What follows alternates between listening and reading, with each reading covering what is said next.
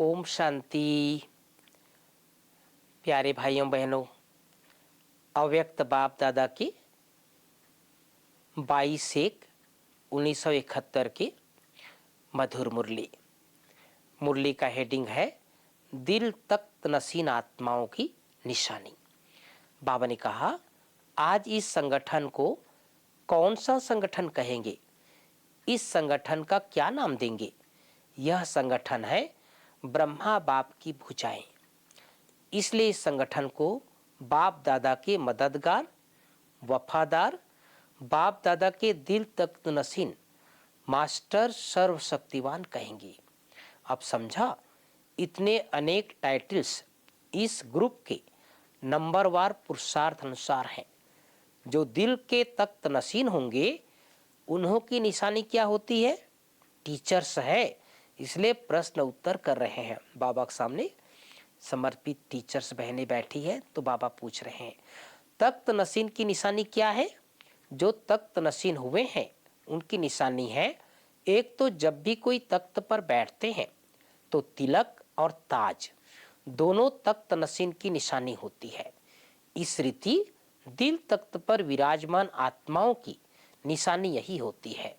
उनके मस्तक पर सदैव अविनाशी आत्मा की स्थिति तिलक दूर से ही चमकता हुआ नजर आएगा।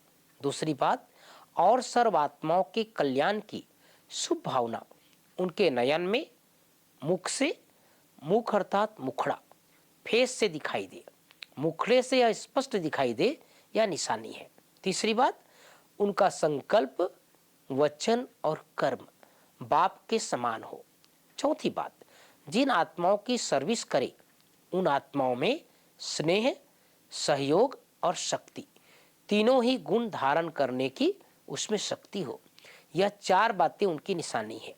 अभी आप अपने रिजल्ट को चेक करो कि यह चार ही निशानी कहाँ तक दिखाई देती है।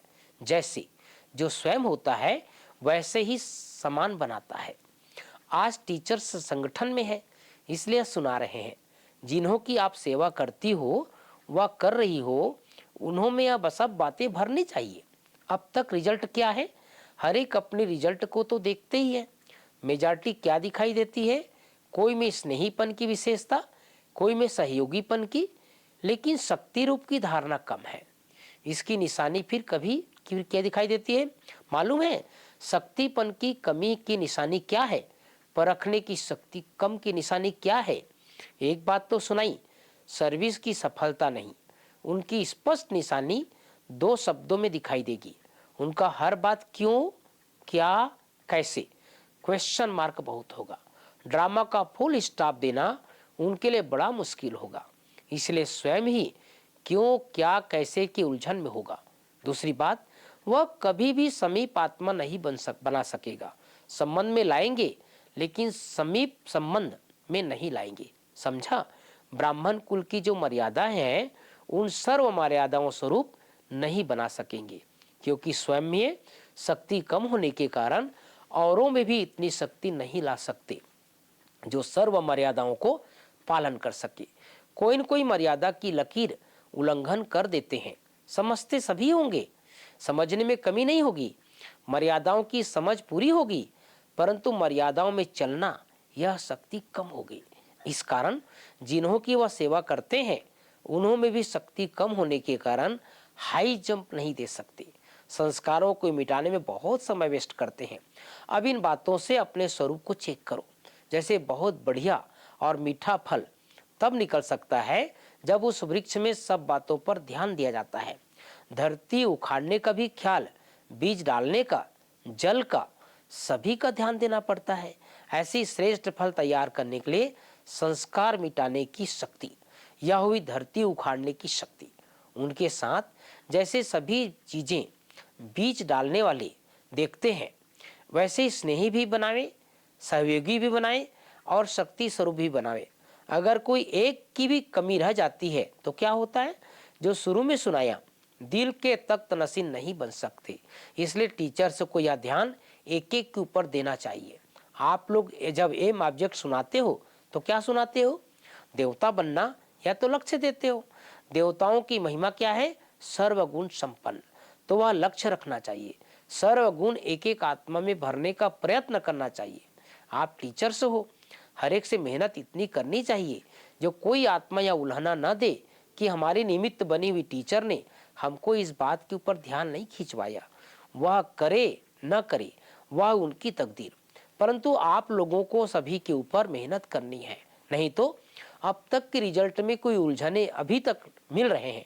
यह सर्विस की कमी है। इसलिए कहा सर्व बातें उन्हों में भरने से वह फल भी ऐसा लायक बनेगा। आप सोचो, जितना कोई बड़ा आदमी होता है उनके सामने कौन सा फल रखेंगे, बड़ा भी हो और बढ़िया भी हो। साकार में भी कोई चीज लाते थे तो क्या देखते थे, तो अब बाप दादा के आगे भी ऐसे फल तैयार करते हैं, वही सामने ला सकते हैं। इसलिए ध्यान रखना है, जितना जो स्वयं गुणों से संपन्न होता है उतना औरों में भी भर सकता है। हर एक रचिता की सूरत रचना से दिखाई देता है। सर्विस आप लोगों के लिए दर्पण है, जिस दर्पण द्वारा अपने अंदर की स्थिति को देख सकते हो। जैसे दर्पण में अपनी सूरत सहज और स्पष्ट दिखाई देता है, ऐसे सर्विस के दर्पण द्वारा अपनी फीचर्स, सूरत नहीं सीरत का सहज स्पष्ट साक्षात्कार होता है। वह है सूरत का आईना, यह है सीरत का आईना। हर एक को अपने साक्षात्कार स्पष्ट होता है, होना चाहिए। अगर अब तक स्पष्ट साक्षात्कार नहीं होगा तो अपने को संपूर्ण कैसे बना सकेंगे। जब अपनी कमजोरियों का मालूम होगा तब तो शक्ति भर सकेंगे। इसलिए अगर स्वयं को साक्षात्कार में कोई स्पष्टीकरण ना हो तो निमित्त बनी हुई बहनों द्वारा मदद ले अपना स्पष्ट साक्षात्कार करने का प्रयत्न जरूर करना। यह बाप दादा का काम नहीं है। बाप दादा का काम क्या है, इशारा देना। टीचर्स के फीचर कैसे होने चाहिए, टीचर्स को अपने फरिश्तेपन के फीचर द्वारा सर्विस करनी चाहिए। टीचर्स द्वारा यह शब्द अब तक नहीं निकलने चाहिए, ये मेरी नेचर है, यह कहना शक्तिहीनता की निशानी है। पुरुषार्थ शब्द से यूज नहीं करते हैं, परंतु पुरुषार्थ शब्द पुरुषार्थ से छुड़ाने का साधन बना दिया है। इसलिए आप लोगों के शब्द रचना द्वारा भी आपके सामने आते हैं।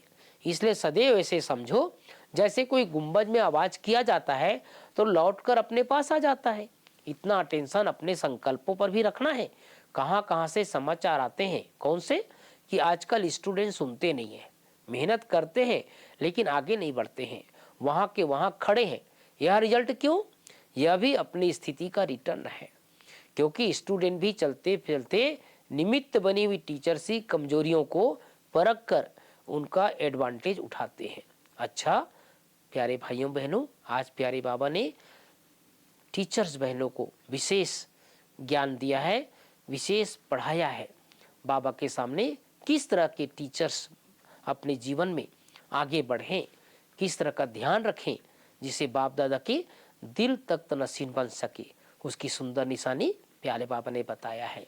ओम शांति, ओम शांति।